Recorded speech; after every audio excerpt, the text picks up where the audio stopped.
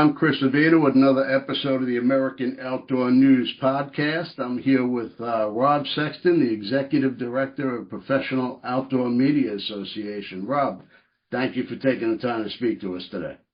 Oh, I'm glad to be with you, Chris. Looking forward to our talk.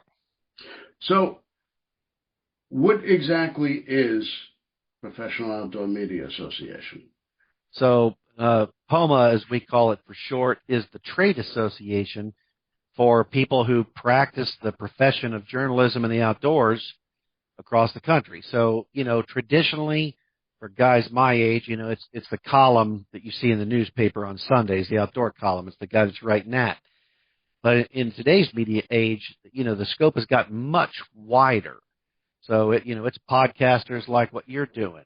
It's videographers and photographers, folks who are writing books about the outdoors, and, of course, your traditional magazines. Uh-huh. So anybody who makes any kind of living telling the stories of the outdoors, we're the trade association that represents them, trying to help them practice their craft better, trying to help them find avenues to tell these stories and resources they can use. We represent them. So how does POMA work to connect the outdoor media professionals, the writers, the podcasters, with industry partners?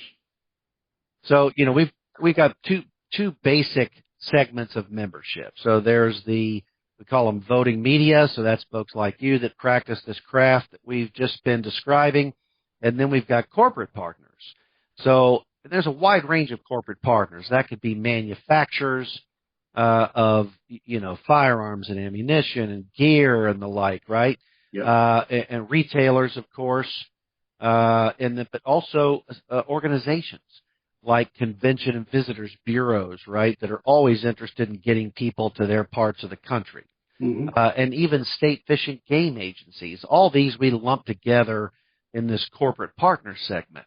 And a great deal of our time is spent trying to figure out how to put the two of them together at shows, SHOT Show probably being the biggest, but at the various shows that happen around the country, at the annual meeting, and electronically like this, they put them together in a podcast and stuff like that. So those corporate partners need exposure, and our voting media members, they need access to content so they can keep doing what they're doing. So it's a good marriage when you're able to put them together, and that's what we try to do. And that's really a vital part of the business. The manufacturers getting the content, getting their word out there, but the media partners also need advertising dollars. That's right. So without one, you don't have the other.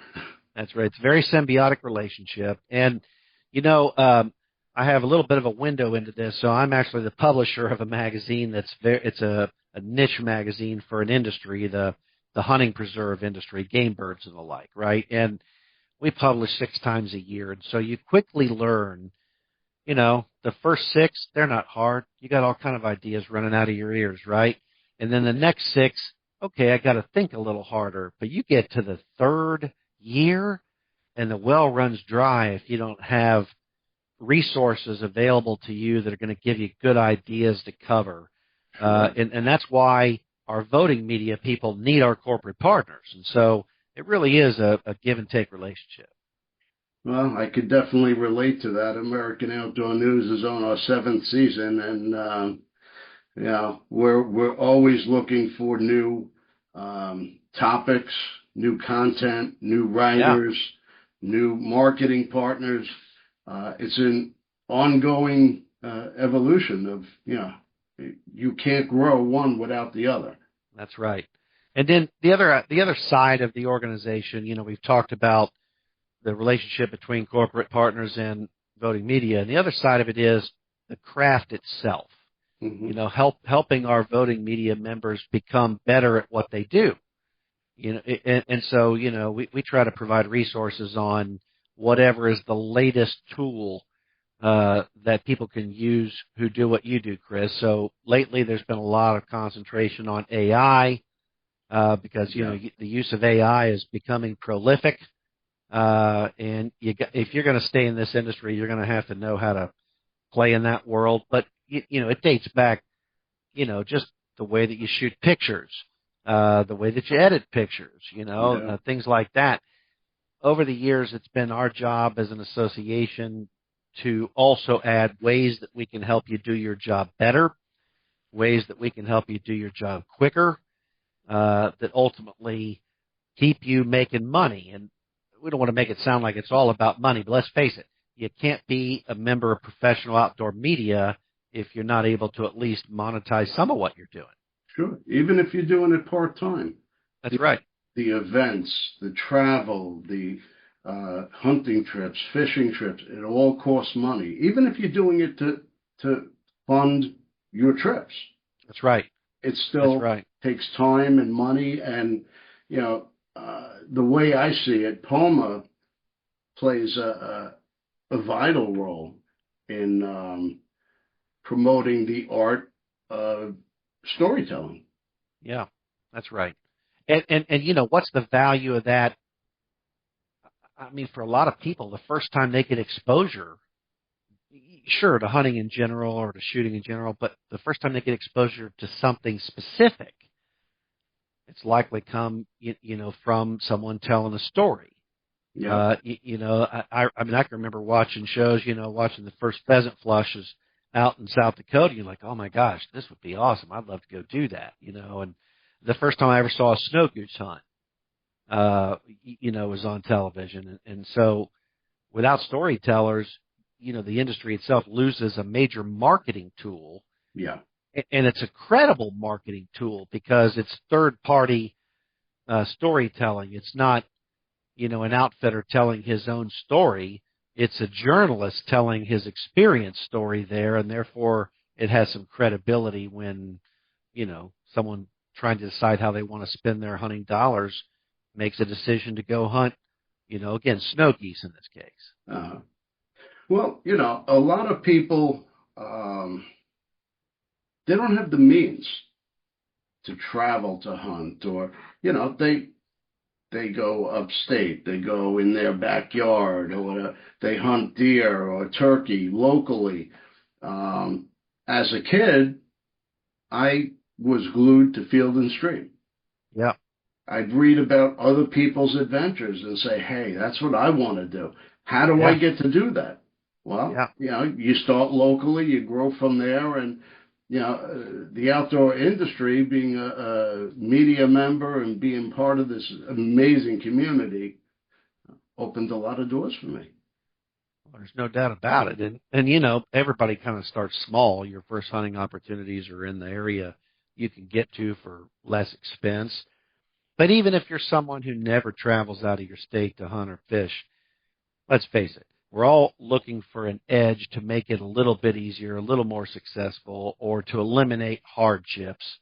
Yeah, So Thermacell comes to mind for me. I remember when Thermacell first came out, and so I'm seeing someone talk in a video about, if you just would believe this thing just eliminates mosquitoes around you.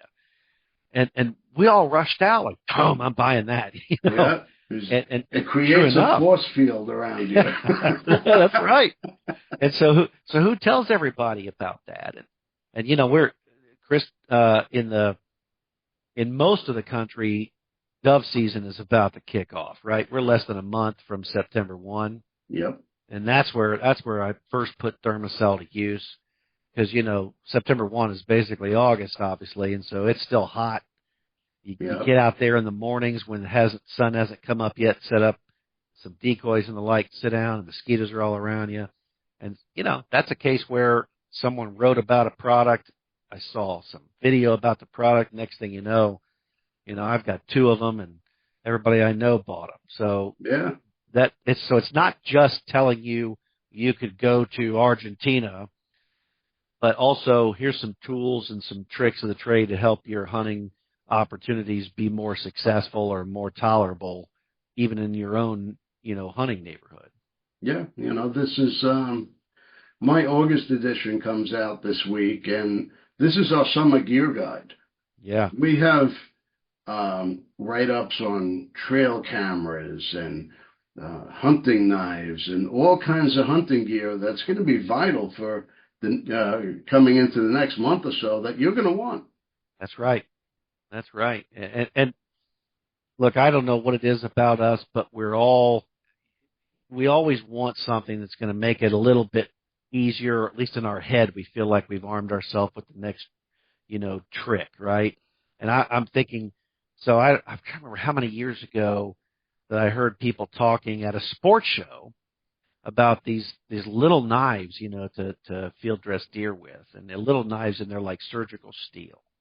And I'm thinking, I don't know about that. My knife is a great big blade, like everybody else has, and and all that bit.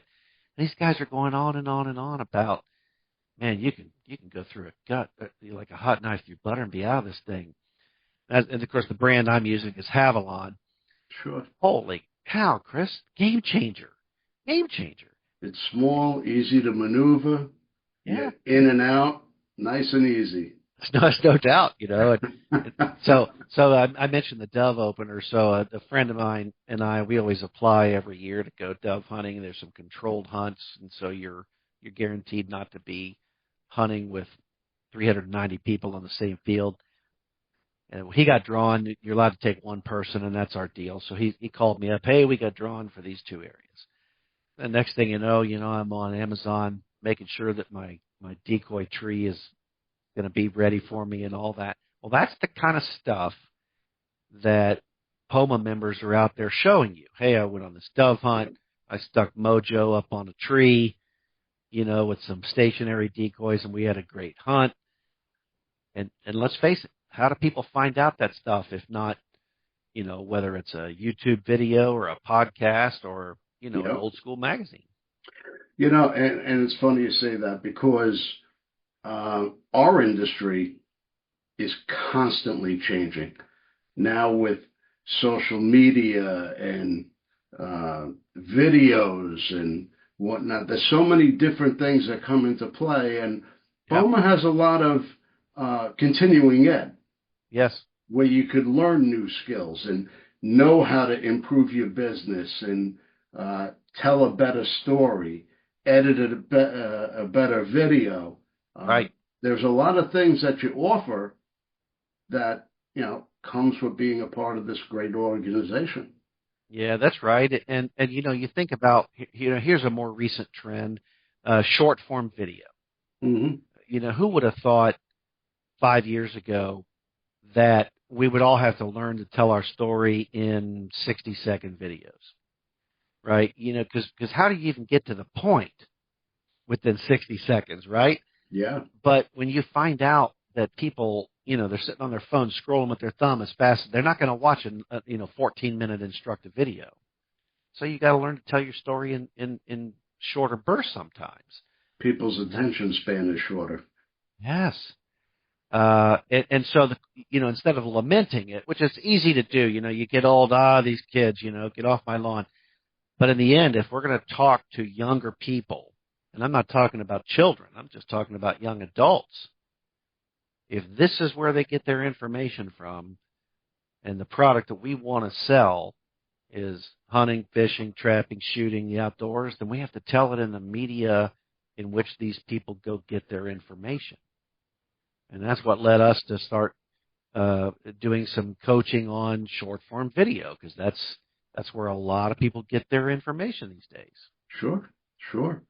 Now, we just attended the annual POMA conference Right.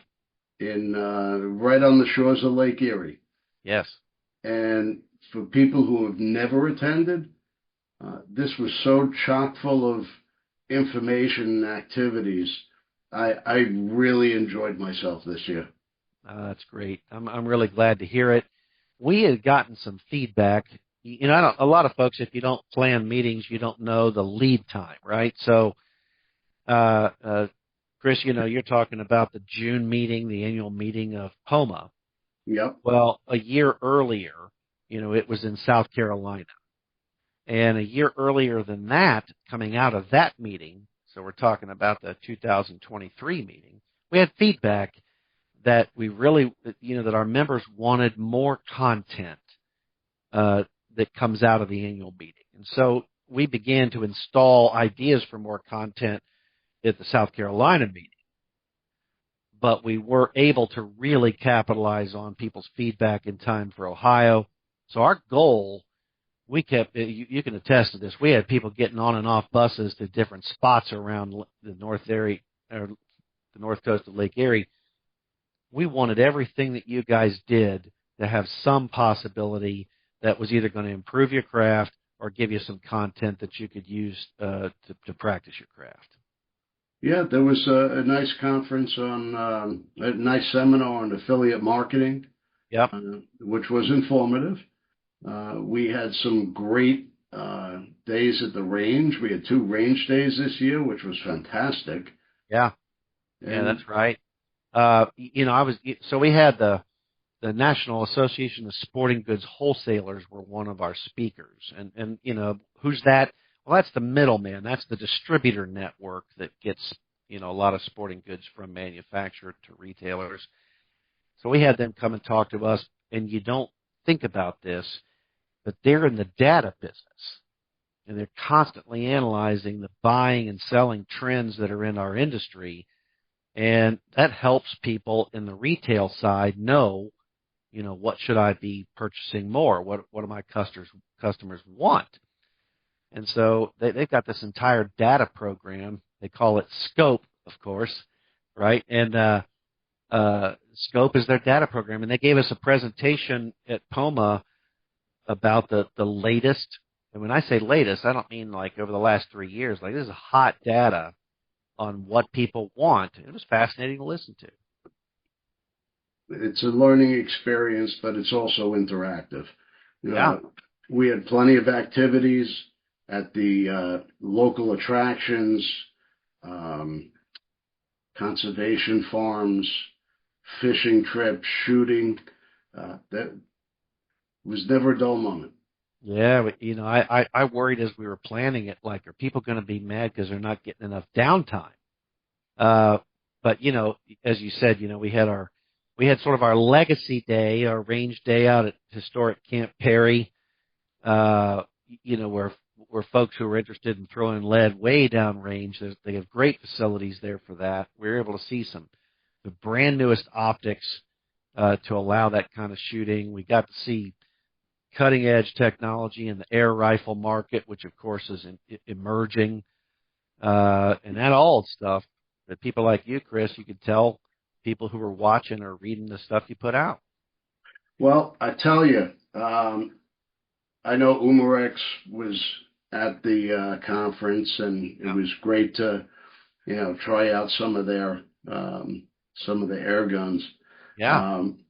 I have a pretty large garden here at my house, and my tomatoes are just coming up. It's really nice. I go to pick some of the tomatoes, and half the tomatoes eaten.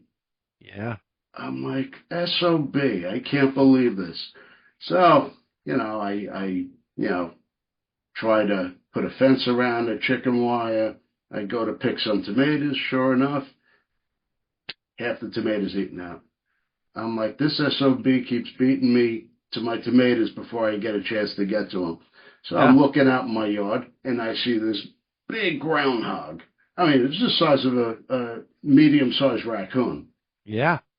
So what do? I pick up the phone. I call Umarex. I said, I got a problem you need to help me with. And sure enough, they took care of me. I'm going to be writing a nice article about the product that they're sending me, and Yeah. that groundhog isn't long for this world. Well, see, right there, they're getting their bang for their buck just by you telling that story right now. Yeah, exactly. That's fantastic. Yeah. Oh, we just had a groundhog problem here that lasted about 6 weeks. I wound up catching, I think, 4 groundhogs and 1 possum and a raccoon. I mean, I thought I was never going to get rid of the critters, but man, I tell you what, you get in a situation where you can't easily shoot a rifle. Yeah. Those air guns are I don't think everybody's really aware of what airgun technology is like nowadays. Wow. I mean, they're something else. Well, and that's another thing that professional outdoor journalists are able to tell us all, right? They show us new product, they're going to test it, you're going to get to see if you think it's useful for you. Sure. Um, and I just think that's just like I said, we're all sort of gear geeks when you come to it, and you get a professional to tell you a story about it. I think it's a great connection relationship between the manufacturers and retailers, and then the folks who tell those stories. 100%.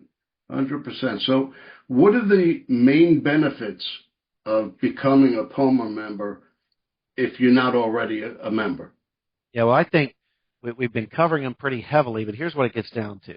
This is an association that's going to work every day at trying to either do one or two things for you as media. We're going to try to provide opportunities for you to fill that hole, that content hole that's always got to be filled. It's a recycling thing.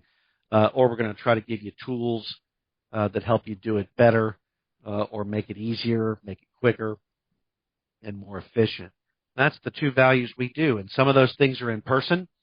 So, Hmm. the annual meeting is one, or we have, media trips, either fishing or hunting or shooting opportunities where we try to put a group of people together where they get a chance to practice the activity, but also then tell the stories about it. And then the other part are the things that we offer electronically, virtually, like a podcast or a live stream, where we put people together that can supply either content or know-how. And then the corporate partners, uh, the benefit is you're constantly in front of people who want to tell your story, Yep. whether in person or electronically. So, what's the benefit to anybody who's voting media, or rather media?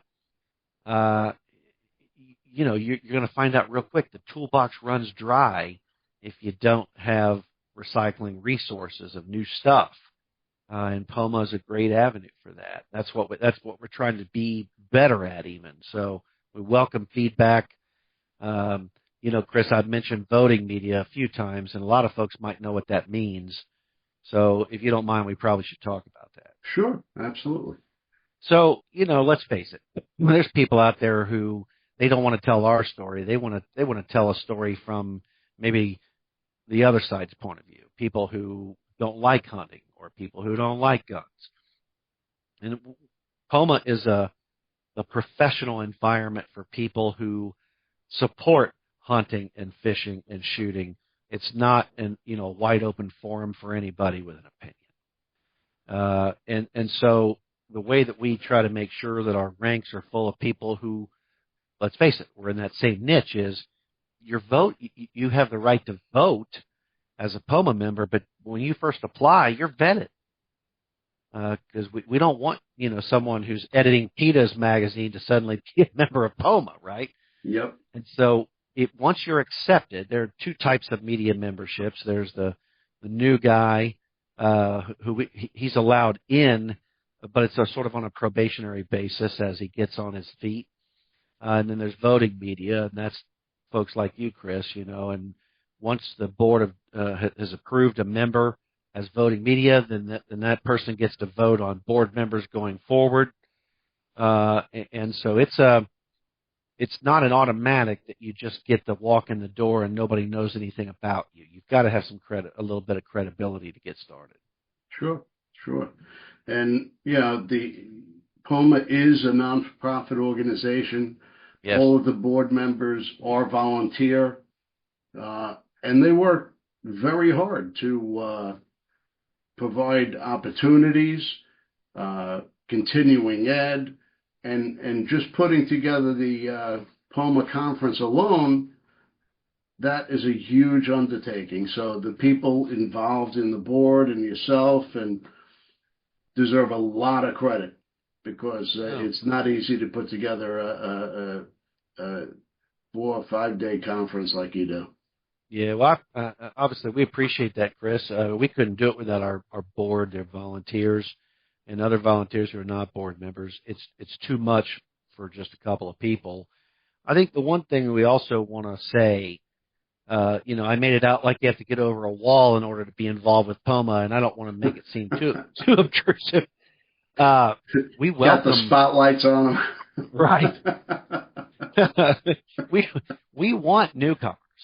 We welcome people who are, hey, I think I might like to practice this craft. I think I might like to be in the outdoor media. And Chris, you mentioned something that a couple of you guys have started mentoring people into this business. Yeah, we don't have a name for it yet, but myself, Kevin Paulson from Hunting Life, and Yep. Marlowe, and a couple other people, we're putting together a mentorship program for people who want to hone their skill. They Yeah. want to learn more how to become an outdoor rider. The truth is, we're not just showing them how to be an outdoor rider, we're showing them how to be a writer. Yeah. So they could apply the skills that they're learning through us anywhere. That's right. They want to be a reporter, they could go to, Wall Street Journal. I don't know. Right. Right. But Well, you got to start somewhere. And, yeah. I've had a lot of people that have written for me go on to write for bigger publications. And Oh, okay. that's gratifying. Well, I think that really speaks to another value of POMA, right? We're a community. And part of a community, you've got folks who have been doing something for a good while and they're willing to share their experiences and their skill set. It's mentorship, Hmm. right? And so, what you're doing is mentoring folks coming up in the business. Uh, and you're not going to find that network of people if you don't belong, unless you just happen you're lucky to come on to someone. But I was really struck. My first POMA conference was last year in South Carolina. That was a And, great and, conference. Yes, and I, Kevin Paulson, you mentioned, we had a couple people there who had been previously introduced to the entire business by Kevin, and so I know that mentorship is something that's really on his mind, and that speaks to the community that we're in. That's another value in addition, to content or honing your skills. Yeah, 100%. It's and like you just said, it's a networking opportunity. Yeah. If you're coming into the industry, it opens a lot of doors. It creates a lot of relationships um, that come easier than just coming into the industry cold and Right. trying to knock on doors. It gives you credibility. It gives you, a little bit of a better profile coming Oh into the yeah. industry.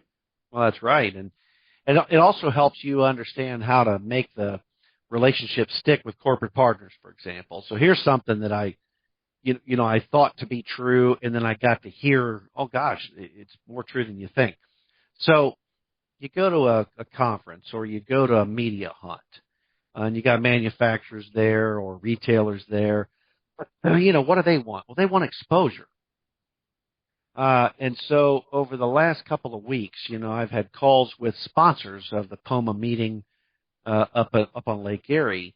And my question is, are you satisfied? What can we be doing better to meet your needs? Hmm.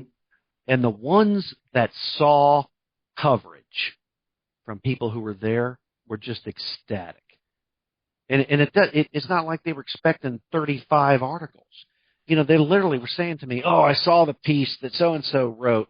I saw the video that so and so posted." So if you're an up and coming journalist, being in this community, you're going to learn like, okay, there's a connection. This is professional, Yeah. right? Uh, if you want those folks to keep, providing media hunts, for example, if you want them to keep sponsoring days at the range and stuff like that to help you with your content, then there's the part for them that they want you to tell their story. And that's all about honing your craft if you're going to make any kind of living in this business. And, the relationships alone are definitely worth it because solid relationships in any industry. Yes. They don't come easy. It No. takes time to foster a relationship, and being intimately involved with brands at a POMA conference or a different event and things of that nature. It really forges a relationship a lot faster. It does. And, if you go to, a big show like the NRA show or the SHOT Show, you get this idea that the industry is massive. In reality, the industry is pretty small. And the reason I note that is if you get a relationship with someone and you cultivate it over time, 3 or 4 years later, that person's with another brand or they're Yeah, with another publication, but it's still the relationship that you forged. sure. And so I've been in the business now since '95. I know people now have been with 3 or 4 different companies or 3 or 4 different publications. And that stuff is, those are relationships that are fruitful in all ways. They're good friends. The tentacles grow. Yeah. Yeah, that's right. And, it's the same in whatever you do. It takes effort to cultivate anything, whether it's, tomatoes in your garden outside or professional career in journalism, right? And so growing your network is a big part of what you have to do. Really is. It really is. But we're running out of time. I definitely appreciate you taking the time to speak to us today. If you're not a POMA member, go to the Professional Outdoor Media Association website. Yeah. You can find out a ton of information from the website. And if you're a media member, you could post information on that website for the rest of the industry to see, which is a great Right. benefit as well. So definitely go to the POMA website. If you're not a member, join. If you are not subscribed to the American Outdoor News podcast, which I don't know why you're not, but hit that subscribe button today. That's right. And we'll see you again next week.